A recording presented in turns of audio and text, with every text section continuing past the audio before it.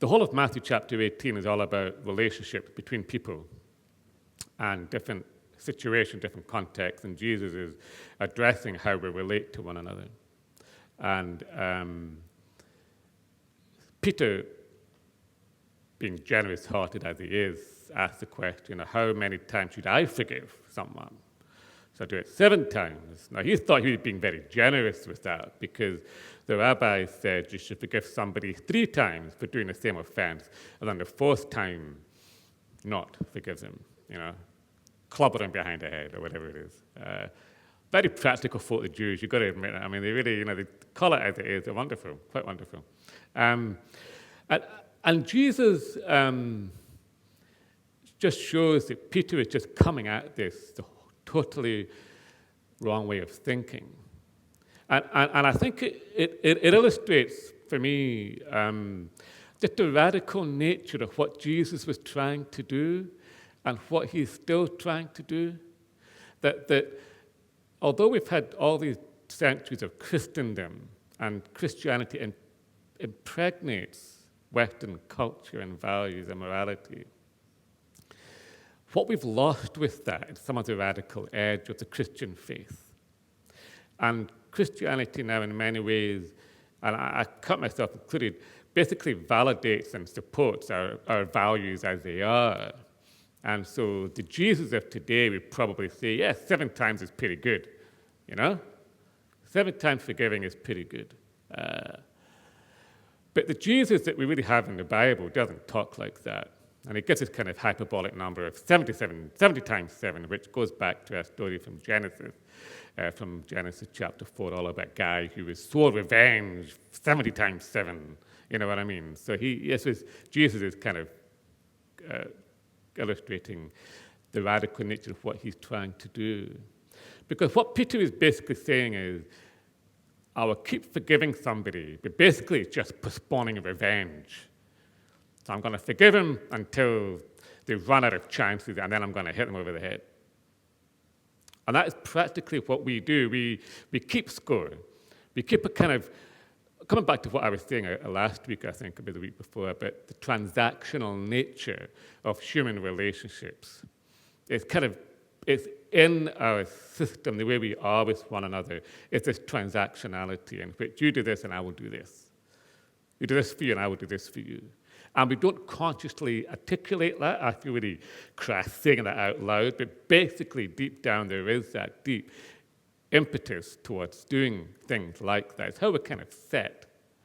And this the story that Jesus gives of the king and the slave and the debt that's owed and so on kind of really illustrates from Jesus' perspective what the true situation is. And which is why we so often, we start our service with confession. You hear the word mercy a lot. You'll be hearing it a lot more if we go into the Eucharist, calling for mercy. And most of us don't go through our life during the day thinking, I need mercy. Because our default setting is to think, I'm okay. And our starting point, our presupposition is I'm in the right. And what Jesus is trying to do in this story is, and what we're trying to do in a very kind of muted way Sunday by Sunday, is to break an addiction. And that addiction is to ourselves. We are addicts of ourselves. There's no other way to put it, that we as human beings are wired to think of ourselves first. And Jesus is trying to redo the hard wiring in our brains to get past that. And this kind of radical, quite extreme story, because basically the king calls his slave up, and what the slave owes him is more than the annual revenue of all of Galilee, all of Judea, all of Samaria. All right, so it's just an absolute nuts astronomical figure that he owes the king. He's totally in his debt. So when a guy says, just give me time, I'll pay it back, no, that doesn't work. And this is where if any of you have had experience with addiction, you know when the addict says, just give me one last chance. Just give me one last chance. And you know that despite all the best intentions, they are not going to do that unless they do some radical reworking and rethinking of themselves. And the Christian faith, and this is what I mean, I don't get it the longer I'm with it, it just makes me realize more and more just how we're naturally wired. It's so out of step with the vision Jesus had. I mean, the whole Sermon on the Mount thing, even a gradual hymn, brother, sister, let me serve you, let me be as Christ to you, you know. It sounds incredibly aspirational, but way beyond us.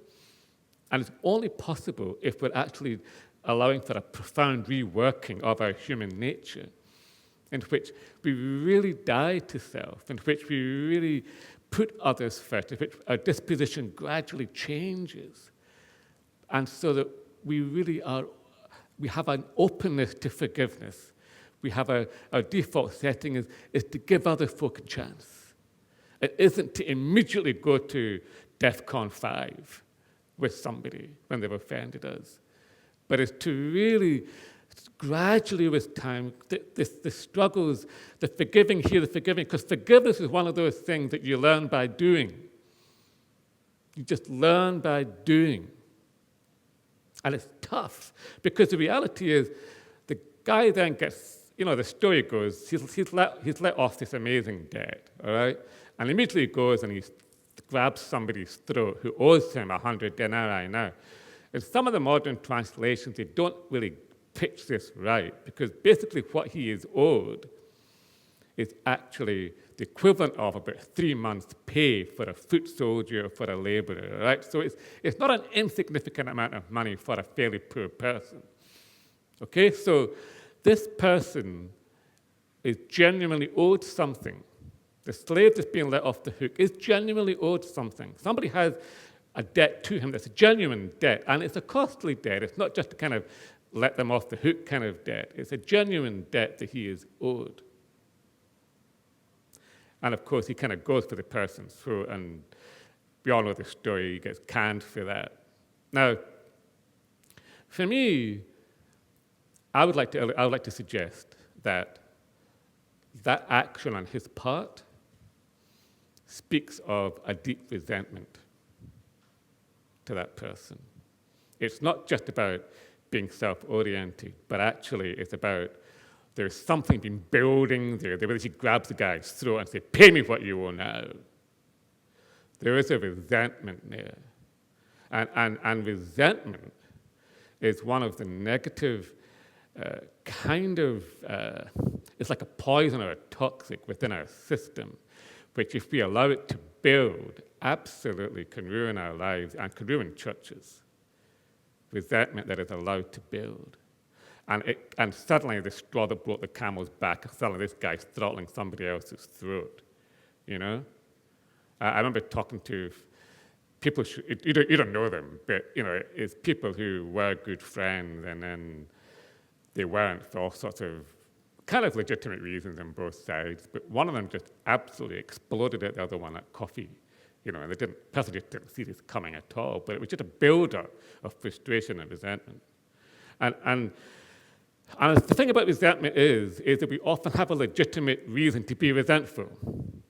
We are owed something. Somebody has genuinely hurt us. Somebody has genuinely offended us. It's a genuine debt that is there. It's not just something that's to be let off. We're not talking about cheap grace that Bonhoeffer did.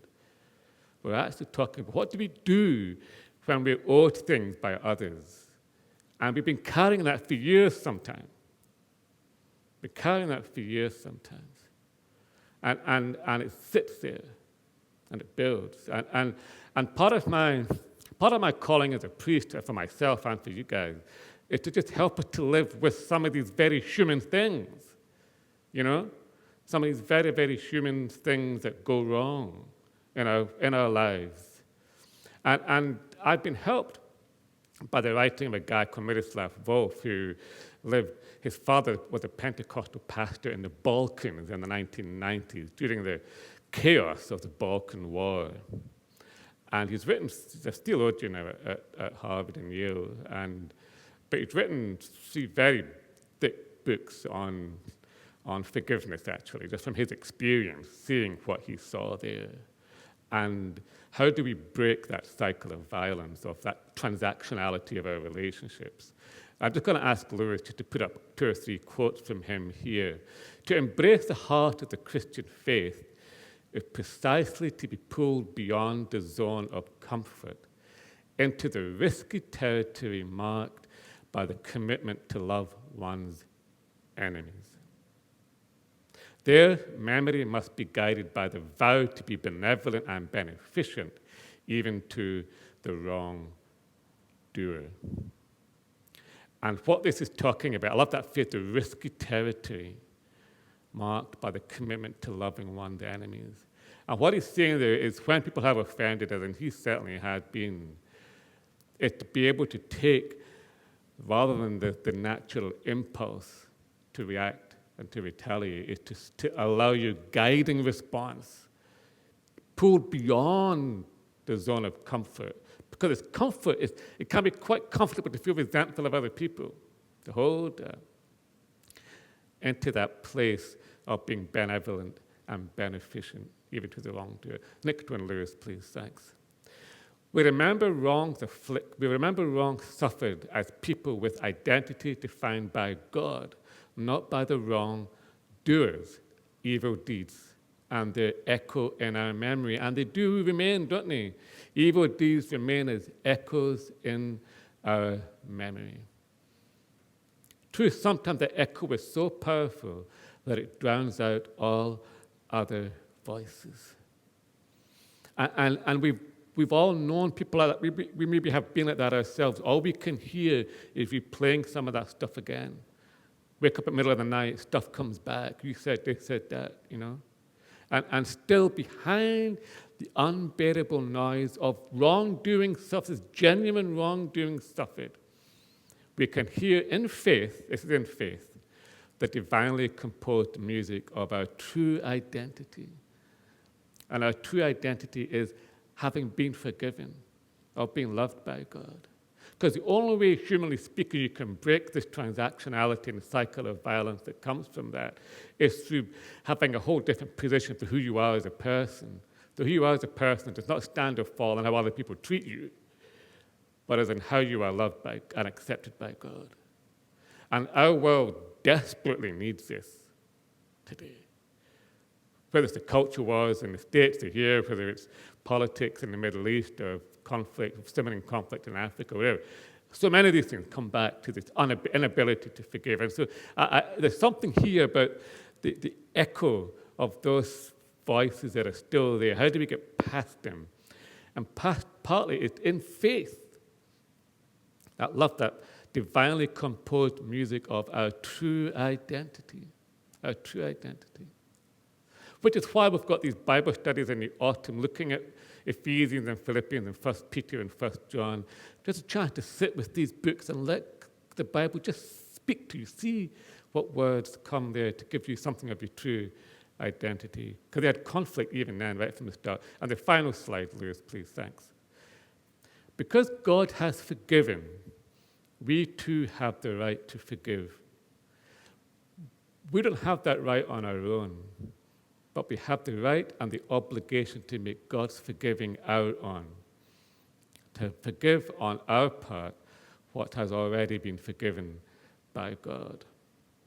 And this is partly what we'll be coming on to. We had to collect for purity earlier on. We say this every Sunday, you know what I mean? We say, Almighty God, to whom our hearts are open, all desires, cleanse the thoughts of our hearts. It's recognition that we all need to be forgiven. That God has forgiven, so we can forgive. We can forgive. Thanks, Lewis. I want to just kind of finish off, though, with we'll be saying the Lord's Prayer soon.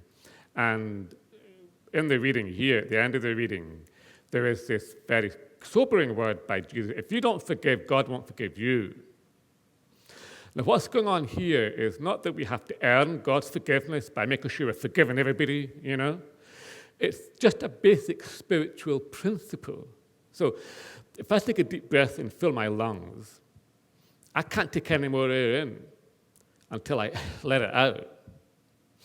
Then I can take more air in. And it's the same as forgiveness. If your fist are clenched, you can't receive what is being offered. So God's forgiveness for us is on offer, but we are unable to receive the fullness of it until we forgive others, until we create some space, until we show that we are beginning to get something of the spiritual dynamic. There is nothing more blocking, I suppose, of experiencing God's forgiveness than holding on to resentment, holding on to that debt that somebody else owes you. Because God's forgiveness is there, it's on offer, but we can't take it. And this is part of what I'm meaning about the radical nature of Jesus' call on our lives. This radical rewiring, and it takes time, and it can take a long time.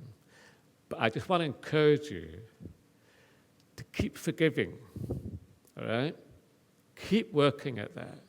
It's not easy, and there's a whole other sermon about those of us who have been genuinely neglected in our lives. And forgiveness is not giving somebody a free pass. There is need for robust interchange sometimes. That's what the previous passage in Matthew 18 has been about.